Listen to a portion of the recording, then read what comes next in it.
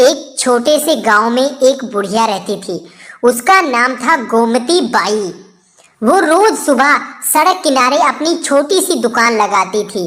Gomti by के करारे पकौड़े। लोग कहते थे, भाई उसके पकौड़े तो पूरे गांव में सबसे स्वादिष्ट हैं। बुढ़िया खुशी से बोलती है, आज तो खूब कमाई होगी, बहुत सारे पकौड़े बिक जाएंगे।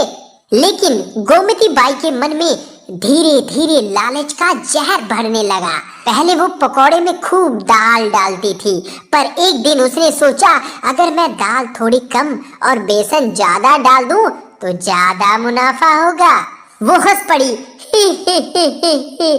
कोई क्या जानेगा, स्वाद तो वैसा ही रहेगा। धीरे धीरे उसने तेल भी पुराना इस्तेमाल करना शुरू कर दिया। एक ग्राहक आकर बोलता है, अरे बुढ़िया, आज के पकौड़े पहले जैसे नहीं है।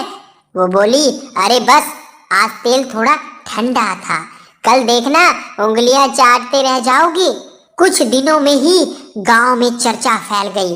गोमती बाई के पकौड़े अब पहले जैसे नहीं रहे, माल खराब डालती है, अब ग्राहक कम आने लगे।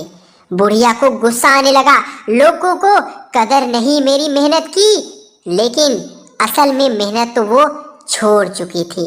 अब उसके मन में बस लालच था। कुछ दिन बीतने के बाद एक दिन एक बूढ़ा साधु गांव में आया।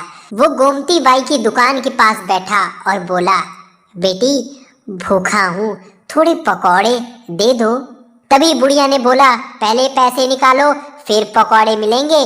साधु प्यार से बोला, मेरे पास पैसे नहीं हैं। बुढ़िया घूर कर बोलती है, तो फिर यहाँ से निकल जाओ। साधु मुस्कुराया, बेटी तूने भूखे को खाना नहीं दिया, अब देख तेरे लालच का क्या होता है।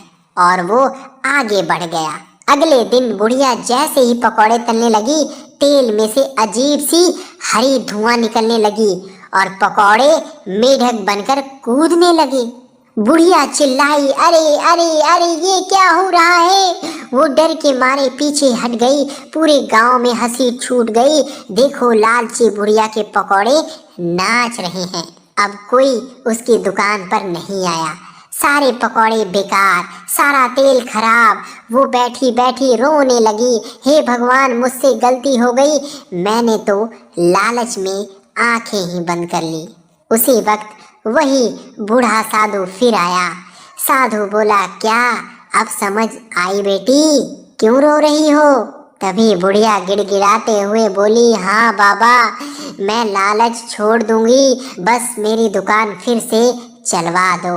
साधु मुस्कुरा कर कहा, ठीक है, पर याद रखना सच्चाई और ईमानदारी का स्वाद सबसे बड़ा होता है। उसने पानी का छींटा मारा और चमत्कार, फिर से तेल साफ हो गया और पकौड़े सुनहरे दिखने लगे। अब बुढ़िया रोज ताजा दाल, अच्छा तेल और ईमान से काम करने लगी। लोग फिर से आने लगे और दुकान फिर से चल पड़ी।